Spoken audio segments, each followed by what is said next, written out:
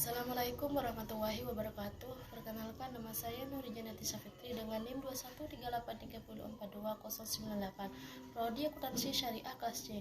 Di sini saya akan menjelaskan tentang review jurnal yang berjudul Tasawuf Irfani dan implementasinya dalam pendidikan agama Islam. Nama jurnal Pendidikan Agama Islam, volume 3, nomor 1, halaman 35 sampai 55 tahun 2020. Penulis Siti Mutolingah. Pengertian tasawuf irfani. Suatu konsep tasawuf irfani secara etimologis kata irfan merupakan kata jadian dari kata arafah, mengenal atau pengenalan. Adapun secara terminologis, irfan diidentikan dengan makrifat sufistik. Orang yang irfan atau makrifat kepada Allah adalah orang yang benar-benar mengenal Allah melalui zaki dan syaf. Dua tokoh-tokoh dalam tasawuf irfani. Yang pertama ada konsep mahabbah Rabi'ah al-Adawiyah. Nama lengkap Rabi'ah adalah Rabi'ah bin Ismail al-Adawiyah al-Basyirah al-Qosisiyah. Ia diperkirakan lahir pada tahun 95 Hijriah atau 713 Masehi di suatu perkampungan dekat dengan kota Basrah atau Irak. Yang kedua ada konsep makrifat Zunnun al-Misri. Zunnun al-Misri memiliki nama lengkap Abu al-Fath Sauban bin Ibrahim. Dilahirkan di salah satu kawasan Mesir bernama Muslim pada tahun 180 Hijriah dan wafat pada tahun 246 Hijriah. Julukan Zunnun diberikan kepadanya berhubungan dengan berbagai kelebihan yang diberikan Allah kepada ia, juga dipandang sebagai bapak paham makrifat.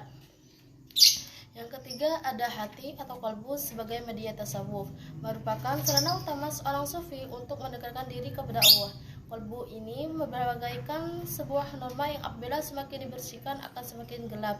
Begitu juga dengan qalbu semakin dibersihkan dengan cara riyadhah, mujahadah, muhasabah, tazkiyah dan zikir, maka qalbu akan semakin memancarkan daya yang sangat tajam dan peka dalam menangkap sinyal-sinyal ketuhanan.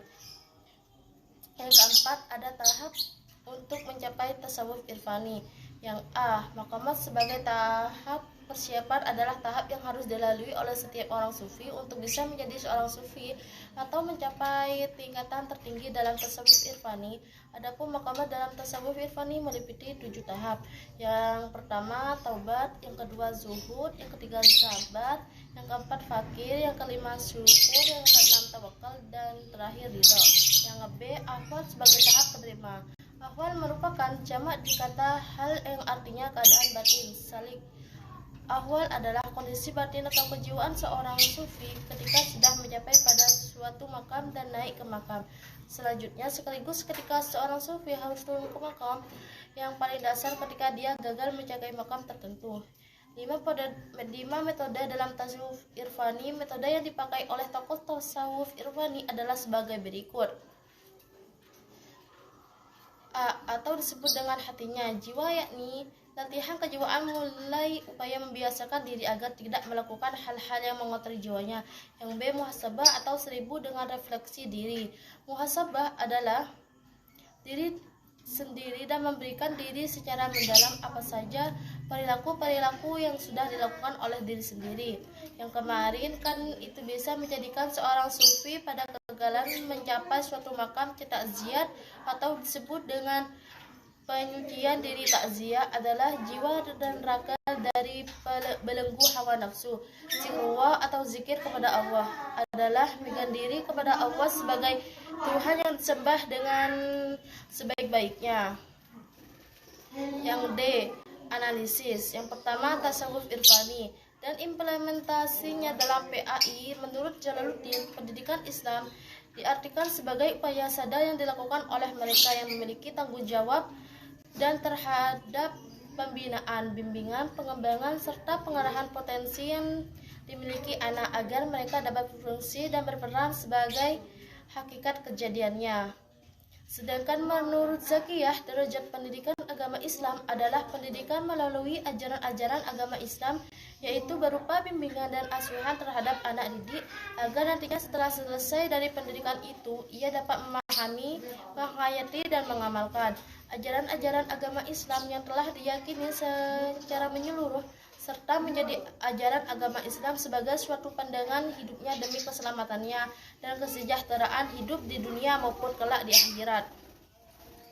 Jadi dalam pengertian ini, pendidikan Islam adalah proses ataupun usaha sadar untuk menumbuh kembangkan segala potensi manusia dengan memberikan sifat keislaman atau berdasarkan Al-Quran dan hadis, sehingga terbentuk kepribadian muslim yang bertakwa, yakni mentaati atau melaksanakan segala perintah Allah dan menjauhi segala yang dilarangnya, beramal nahi munkar, serta memiliki nilai-nilai agama Islam, memilih, memutuskan, serta berbuat berdasarkan nilai-nilai Islam dan bertanggung jawab sesuai dengan nilai-nilai Islam. 2. Hubungan tasawuf irfani dengan PAI.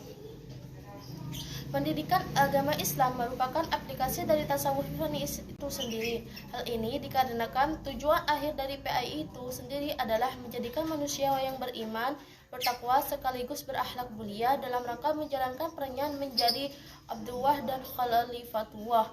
Seorang guru untuk bisa menjadikan peserta didik mencapai kematangan intelektual, emosional maupun spiritual, maka seorang guru harus bisa berperan menjadi mursyid yang mengantarkan peserta didiknya menangkapi setiap maqamat serta memahami ahwal peserta didik.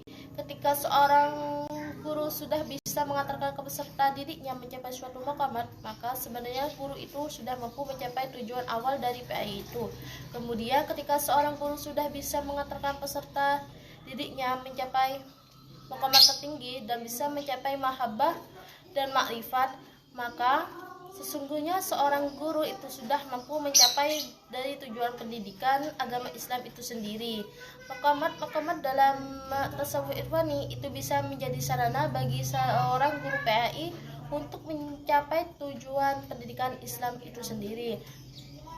Kesimpulannya adalah tasawuf irfani berdasarkan diri pada ketersibakan atau kasyf mistik yang kemudian diterjemahkan ke dalam bahasa rasional untuk menjelaskannya.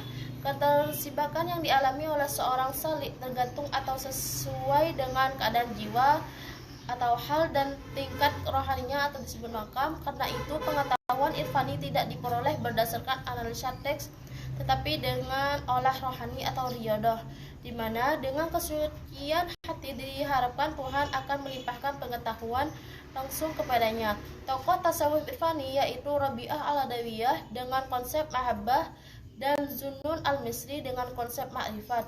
Kurang lebihnya mohon maaf apabila ada kata yang salah, saya mohon maaf. Wabillahi taufiq wal hidayah. Assalamualaikum warahmatullahi wabarakatuh.